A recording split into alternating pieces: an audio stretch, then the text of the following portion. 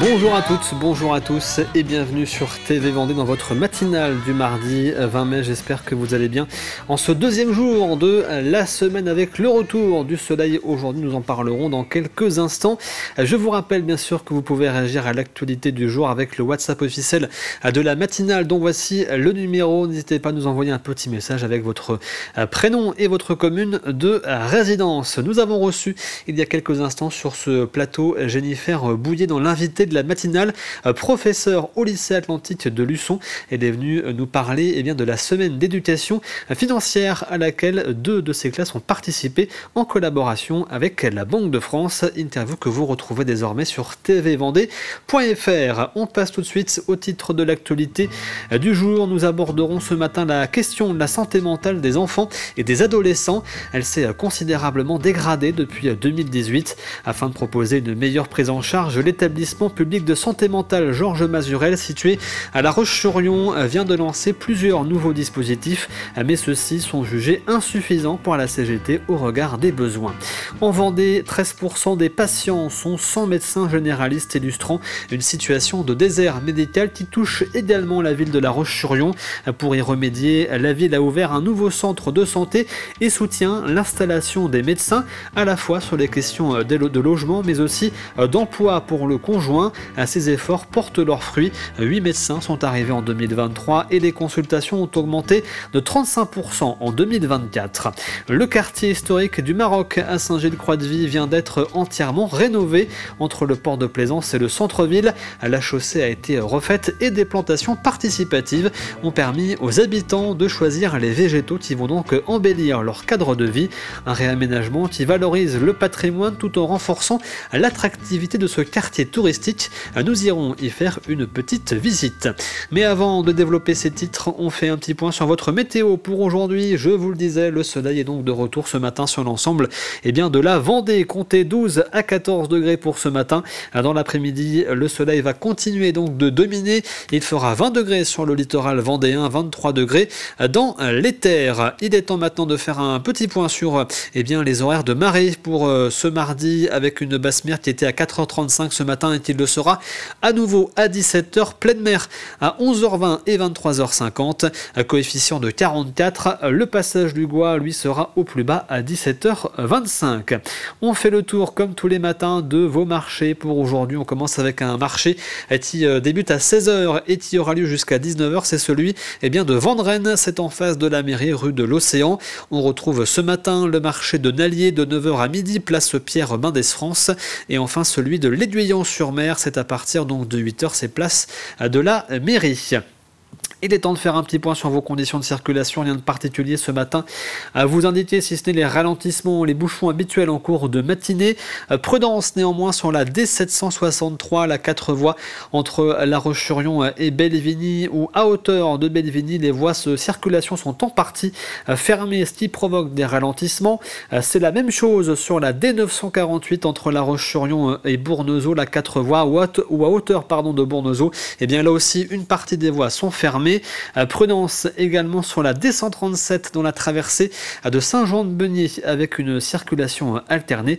Et puis enfin quelques perturbations à prévoir également à l'entrée des Sables-d'Olonne au niveau de l'hôpital, avec des travaux en cours qui sont en lien avec la construction donc de l'Arena, cette future salle de sport et de spectacle.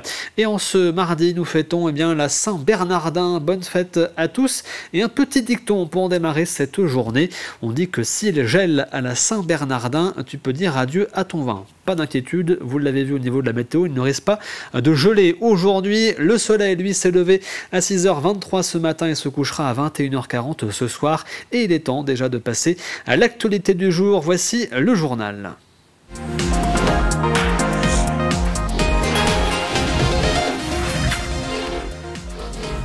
La santé mentale des jeunes inquiète de plus en plus et devient un véritable enjeu. Afin d'améliorer la prise en charge, l'établissement public de santé mentale Georges Mazurel, installé à La Roche-sur-Yon, vient de lancer 4 nouveaux dispositifs destinés aux enfants et aux adolescents. Ils sont le résultat d'un travail collectif mené par les équipes de psychiatrie. Parmi ces dispositifs, on retrouve un centre d'accueil de crise pour les jeunes jusqu'à 15 ans en situation de crise suicidaire, des équipes d'intervention mobile pouvant se rendre scolaire à domicile et un soin-études pour des jeunes de 14 à 18 ans souffrant de refus scolaire anxieux. Plus de précisions avec Louise Viadger qui s'est rendue sur place. Les besoins sont importants dans un contexte difficile pour la démographie médicale. On estime qu'il faudrait 10 pédopsychiatres supplémentaires en exercice. Je suis avec Corinne Delon-Sommier, pédopsychiatre, chef du pôle Vendée-Océan en pédopsychiatrie et président de la commission médicale de l'établissement. Alors l'inauguration de ces 4 nouveaux dispositifs seront-ils suffisants pour répondre à la demande ? Oh, certainement pas. C'est vrai qu'aujourd'hui, les demandes sont très importantes. On a pu assister à cette croissance des demandes et pour autant à des contraintes sur le plan démographique qui ne nous permettent pas d'être aussi optimal qu'on le voudrait. Mais pour autant, je pense que c'est un plus dans la réponse que l'on peut apporter à la population. Parce qu'il y a dans ces dispositifs des besoins. Ça répond à des besoins d'aujourd'hui, des besoins d'hospitalisation de jour, intensifs que l'on n'avait pas suffisamment jusque-là et des besoins aussi de réponse de crise avec le centre d'accueil et de crise pour adolescents ainsi que des réponses pour les adolescents en décrochage scolaire auxquels répond le dispositif soins-études Kéros. Donc je pense que c'est réellement aujourd'hui un plus important pour le département. Et par exemple, pour les familles vivant éloignées de La Roche-sur-Yon, que proposez-vous ? Alors justement, ces dispositifs ont en plus de l'hôpital de jour à réponse rapide, des équipes mobiles associées qui se déplacent sur tout le département, sur l'ensemble du département, et qui viennent dans les familles elles-mêmes pour aider à supporter ces difficultés importantes que les familles rencontrent avec les jeunes en difficulté. Voilà, donc si on doit retenir un numéro en cas de besoin, en cas d'urgence... je pense qu'aujourd'hui, dans le contexte... dans lequel aujourd'hui il y a beaucoup de crises suicidaires, c'est le 3114 qu'il faut vraiment répandre et qu'il faut dire, puisqu'après eux ils dirigent vraiment après un temps d'écoute vraiment important, puisque c'est des professionnels, ils dirigent vers les professionnels adaptés sur place, au plus proche du domicile. Et les représentants de la CGT au sein de l'établissement public de santé mentale Georges Mazurel ont réagi au lancement de ces nouveaux dispositifs. Ils estiment qu'ils ne sont pas à la hauteur de la détresse des jeunes patients et de leurs familles. Pour eux, il y a un véritable manque de personnel qualifié, mais aussi de moyens, avec par exemple 6 lits consacrés à la crise suicidaire actuellement contre 20 début 2024. Ils indiquent également que les solutions proposées ne permettent pas une prise en charge de longue durée.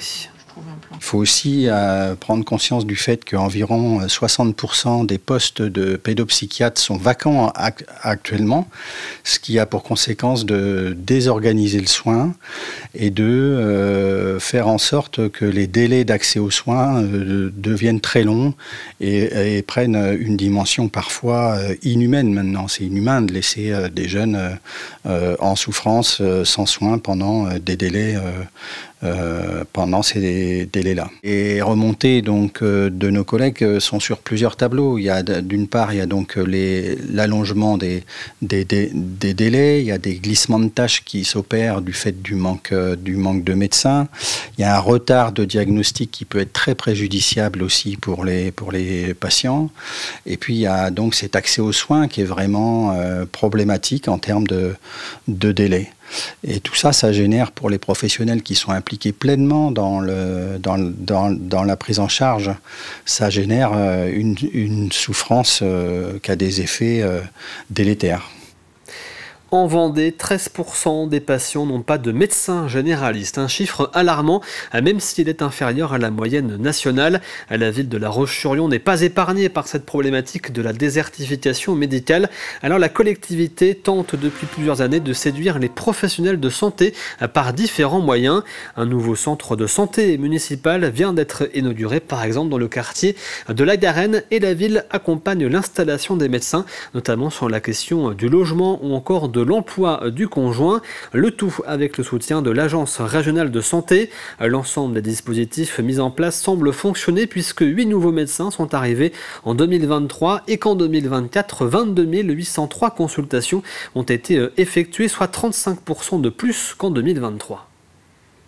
Les médecins, alors on les reçoit, on leur fait visiter la ville, on les accompagne aussi au niveau du logement, au niveau de leur famille, c'est-à-dire pour trouver aussi des places de crèche, pour les accompagner aussi des inscriptions au niveau des écoles, au niveau sur le plan professionnel aussi. On va signer une convention avec la CCI justement pour les accompagner sur le plan professionnel. Donc là, ça fait partie en fait, en quelque sorte, on essaie de créer un écosystème autour justement de l'accompagnement, à l'installation des médecins. Alors aujourd'hui, en fait, effectivement, on doit avoir une action coordonnée. Ça, c'est extrêmement important, en fait, avec l'ensemble des acteurs de santé et les élus, pour attirer et fidéliser les médecins. C'est comme ça qu'on va réussir, effectivement, à apporter des solutions concrètes et pragmatiques à l'ensemble des habitants et des populations, et notamment aujourd'hui des quartiers, avec cette antenne de la Garenne. Et puis aujourd'hui, l'exercice médical a changé, a évolué, et donc pour les attirer, effectivement, il faut qu'on facilite leur installation en mettant des locaux adaptés à leur exercice. Et c'est souvent, effectivement, ils sont en exercice coordonné, et donc il faut prévoir des locaux aussi avec des infirmiers de pratique avancée, ASALE ou des assistants médicaux. Donc effectivement, on veille effectivement à avoir une offre de services de qualité. Au château de Némy, 2 journées de visite ont été organisées la semaine dernière pour découvrir le patrimoine paysager du parc du château. Cette animation était proposée par les élèves de la MFR de Mareux-sur-Lay dans le cadre de leur BTS aménagement paysager. Cela leur a permis de découvrir l'art des jardins et de s'entraîner à l'expression orale. Alors, on a choisi ce lieu parce qu'il est exceptionnel, par sa composition, par son histoire, parce que les propriétaires sont très ouverts aux initiatives, à la découverte du site. Et puis les propriétaires ont joué le jeu, ont expliqué les problèmes de gestion qu'ils rencontrent, l'utilisation de l'espace, les contraintes d'entretien de ce type d'espace. Et tout ça, le but était de sensibiliser nos apprentis de BTS 1, qui sont des concepteurs, créateurs et des jardiniers qui entretiennent les jardins. C'est l'un des quartiers emblématiques de Saint-Gilles-Croix-de-Vie qui vient tout juste d'être rénové et réaménagé, le quartier du Maroc, situé entre le port de Plaisance et le centre-ville. Ce quartier historique abrite de nombreuses anciennes maisons de patrons pêcheurs et séduit chaque année de nombreux visiteurs. La chaussée a été entièrement refaite et le quartier a gagné en verdure grâce à une plantation participative. Les riverains ont ainsi pu choisir eux-mêmes les plantes et les couleurs qui vont venir embellir leur cadre de vie dans les semaines et des mois à venir, à des végétaux qui n'ont pas échappé à l'œil averti d'Aurélien Huard. Rose trémière, campanule, sédum, euphorbe ou encore acanthe. Dans quelques semaines, ces plantes apporteront leur lot de couleurs au quartier du Maroc. Elles ont été plantées par les résidents eux-mêmes. Une plantation participative organisée par la ville qui marque la fin des travaux d'embellissement de la rue du Maroc et ses alentours.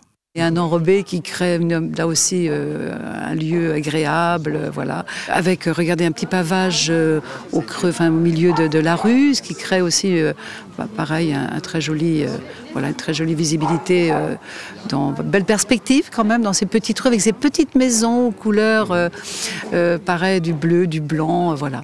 Les résidents ont pu choisir les plantes et les couleurs qui orneront leur quartier. Lors de la plantation, ils ont été accompagnés, conseillés et équipés par des agents des espaces verts. C'est une vingtaine d'espèces qui ont été recensées pour faire ces plantations de pieds de mur. Et donc en fonction de la situation, d'ensoleillement ou pas, en fonction aussi des attentes des riverains, on a choisi les plantes adaptées. C'est une vraie plus-value, un vrai embellissement pour ce quartier qui en avait vraiment besoin. À quelques encablures du port de Plaisance, ce quartier du Maroc est un site très identitaire et emblématique de la ville. Historiquement occupé par des marins-pêcheurs, ses résidents actuels y sont très attachés. C'est le cas d'Éric, né au 21 rue du Maroc. C'est donc tout naturellement qu'il a mis les mains dans la terre. Ça va être très joli. Dans quelques semaines, quelques mois, on sera fiers de notre quartier. On l'est déjà, mais on le sera encore plus. C'est celui de ma naissance, mais quand vous regardez les petites maisons... ça a quand même un petit charme, c'est vraiment très beau et très agréable d'y vivre. C'est en centre-ville et ça a beaucoup d'avantages et peu d'inconvénients. Au total, 755 mètres de chaussée ont été remis à neuf et 35 espaces de végétalisation ont été créés dans les rues et les venelles de ce quartier du Maroc, devenu au fil du temps de plus en plus touristique. Direction la commune du Langon maintenant avec ce concours pas comme les autres lancé par l'association Bâtisseurs de chansons. Le principe est simple, des auteurs, compositeurs et interprètes s'inscrivent en ligne. Ils sont déjà 60 à l'avoir fait. À l'issue des inscriptions, 7 auteurs, 7 interprètes et 7 compositeurs seront sélectionnés par un jury puis répartis en équipes par tirage au sort. Et chaque équipe devra alors créer 2 chansons qui seront présentées durant les vacances de la Toussaint et lors d'un concert final le 24 octobre prochain. L'objectif est de faire se rencontrer des artistes venus d'horizons totalement différents et les faire travailler ensemble. 60 candidats se sont inscrits, ça a vraiment été étonnant, un mélange des genres, des musiques, et je pense que nous pourrons créer les 7 équipes qui ont été envisagées, parce que le niveau est quand même assez élevé. Ça se concrétisera donc par le concert le 24 octobre au Langon, avec 2 journées de résidence où ils pourront effectivement se rencontrer, échanger et peut-être créer des affinités. Il est temps de regarder ensemble votre météo de la matinée maintenant et comme je vous le disais, le soleil fait son retour sur l'ensemble de la Vendée ce matin. Quelques petits nuages sont attendus dans une partie du sud du département. Au niveau des températures, comptez 12 degrés à Montaigu-Vendée et la Châtaigneraie, 13 degrés à La Roche-sur-Yon et Fontenay-le-Comte, 14 degrés à Beauvoir-sur-Mer, les Sables d'Olonne et la Tranche-sur-Mer et 15 degrés à l'Île-Dieu. C'est la fin de ce journal, il est temps de passer au plus de l'info du jour.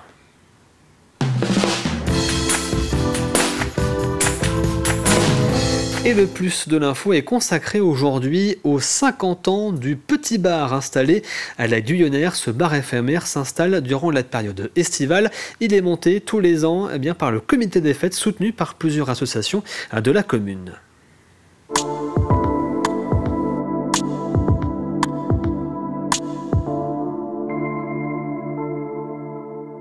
Chouette parce qu'on passe de bons moments, il y a des super concerts et puis ça vaut le coup de venir et en plus il y a un lac qui est magnifique et en plus il fait beau donc il n'y a rien de mieux que le soleil pour nous faire du bien. Ils sont toujours très sympas, ça dépend. Toutes les associations passent pour tenir le bar et s'en occuper. Nous on apprend à connaître du monde et c'est bien. C'est bien, ils font des belles fêtes. Avant il y avait les 24 heures de la Chancelière. Pourquoi ? Et parce que comme je cours, on venait courir ici. Et les 24 heures de la Chancelière, si ma mémoire est bonne, on a dû commencer en 91 et finir en 2004. C'est un petit bar convivial en fait qui est ouvert du 30 avril jusqu'au début septembre. Et donc à l'ouverture et à la fermeture, il y a des concerts comme là ce soir. Et du coup, on est ouvert après tous les dimanches et les jours fériés où en fait les gens en balade viennent prendre un verre et se retrouver et tout, que ce soit des gens de la commune ou des gens qui sont en balade le week-end. Il y a beaucoup d'associations différentes, ça peut être de la DMR, du palais, du basket, du foot et des assos très jeunes, des assos de culture, et donc tout se mélange bien et le dimanche et les jours fériés, ça se fait bien. Ouais. Je pense pas que beaucoup de communes font ça. Et nous, on aime bien, ça fait 50 ans que ça dure. J'ai une quarantaine d'années. J'ai été élevé là-dedans, donc pour moi, c'est important. Ouais. Depuis la création, ça repose sur les associations de la Guyonnière. Et c'est quelque chose qui s'est transmis de génération en génération, parce qu'on a des membres dont les frères, sœurs, parents faisaient partie et étaient à l'initiative de ce bar associatif. Et voilà, de fil en aiguille, au travers des associations, tout ça s'est transmis jusqu'à aujourd'hui. Bon, mon histoire, elle a un peu plus de 10 ans, on va dire, donc un peu de bénévolat pour aider comme ça l'association. Et après, on m'a dit de rentrer dans le bureau et j'ai fait 10 ans d'association dans le bureau du comité fête, dont 50 présidences. Alors moi, je suis arrivé il y a à peu près 8 ans dans l'association, parce que moi-même, je venais aider en fait à l'organisation en tant que bénévole. Et donc, de fil en aiguille, j'ai voulu prendre cette responsabilité, accompagné avec 2 personnes, parce que voilà, c'est des choses qui me tiennent à cœur. Et voilà, dans une petite commune comme la nôtre, c'est important qu'il y ait de la vie, des événements, à travers des associations.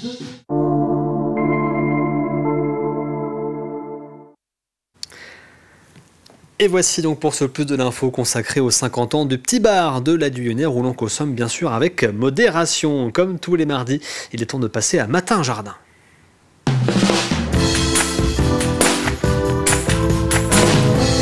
Et ce matin, c'est une nouvelle histoire de jardin que nous raconte donc Olivier. Il nous explique ce matin le principe du palimpseste.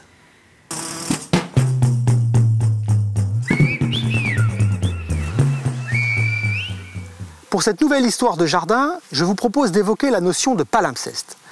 Le palimpseste est un parchemin sur lequel on a écrit une histoire. Cette histoire, on a cherché à l'effacer pour en réécrire une nouvelle, mais on a conservé des traces de l'histoire ancienne.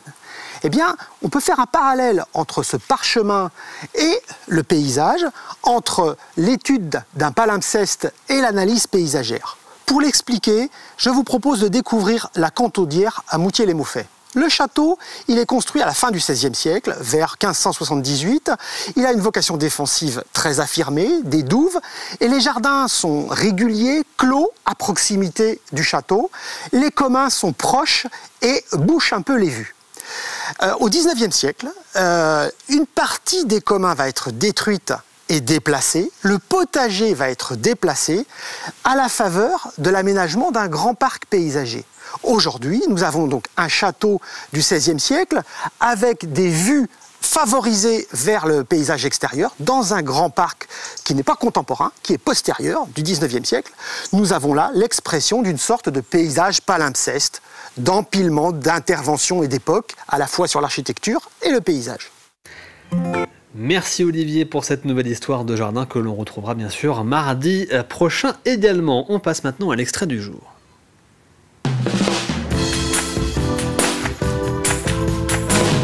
Et l'extrait ce matin, eh bien, c'est l'émission Culture Backstage présentée par David Auvinet. Il reçoit aujourd'hui sur son plateau le street artiste Jox. Qu'est-ce que c'est cette discipline, le street art? Alors le street art, je suis graffeur avant d'être street artiste. La différence, tiens, donne-la nous. Alors moi, ma différence à moi, c'est qu'un graffeur démarre dans la rue sans école d'art.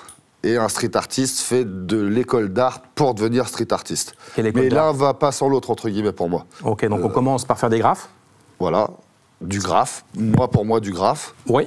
Et avec l'expérience et le temps, on se fait appeler par les mairies pour peindre dans la rue. Et là, on se fait appeler street artiste. Ok, tu parlais d'écoles d'art aussi, il y a des écoles d'art. Il y a des écoles d'art, pour métier. Voilà, les beaux-arts, les choses comme ça.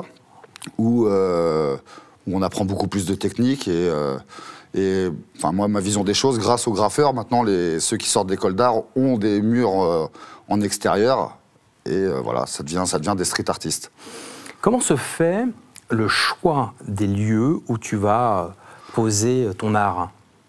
Alors, le choix, ça se fait soit par le biais de mon association, où nous on repère des murs, ce qu'on appelle un peu des murs vitrines, où on se dit c'est des murs qui sont assez visibles et pour apporter d'autres projets derrière. Ou après, c'est, comme je disais tout à l'heure, les collectivités, les mairies, les particuliers qui nous appellent. Et voilà. Tu es le président de l'asso Air Street. C'est ça. Je l'ai bien dit? Exactement. Quel est son objet social? Alors, Air Street, ça a été créé par Fabien il y a plus de 20 ans. Et moi, j'ai pris la présidence un an après.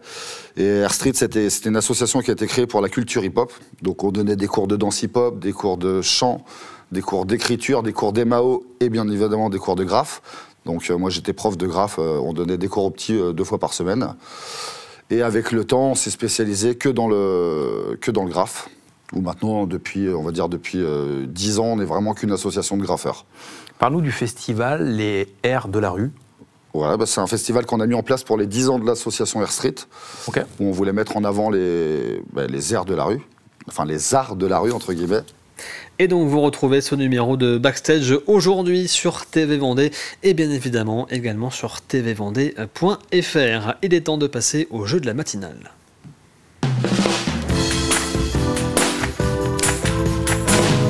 Et à gagner cette semaine dans le jeu de la matinale, je vous le rappelle, une station météo offerte par le comptoir de la mer. Pour cela, il faut répondre à la question que voici. Les Sables d'Olonne comptent désormais 2 nouvelles sablaises, mais de qui s'agit-il? Je vous rappelle l'indice de lundi, premier indice donc de la semaine, celui d'hier. Elles viennent d'un pays où il fait plus froid qu'aux Sables d'Olonne. Voici l'indice du jour, deuxième indice de cette semaine. Leur arrivée a fait tourner les têtes et lever les yeux. Je répète, leur arrivée a fait tourner les têtes et lever les yeux.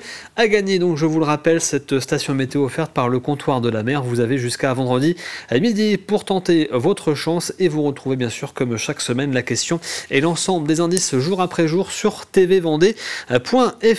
On arrive à la fin de cette matinale. Merci à vous de l'avoir suivi. On se retrouve bien sûr demain à partir de 7h comme tous les matins. L'actualité, elle revient à 12h30 avec le journal présenté par Aurélien Huard. Et je vous rappelle également que vous retrouvez chaque jour de la semaine en fin de journée des émissions spéciales consacrées à l'éducation aux médias. Les journalistes de Télé Vendée ont accompagné plusieurs classes de collège pour un parcours média.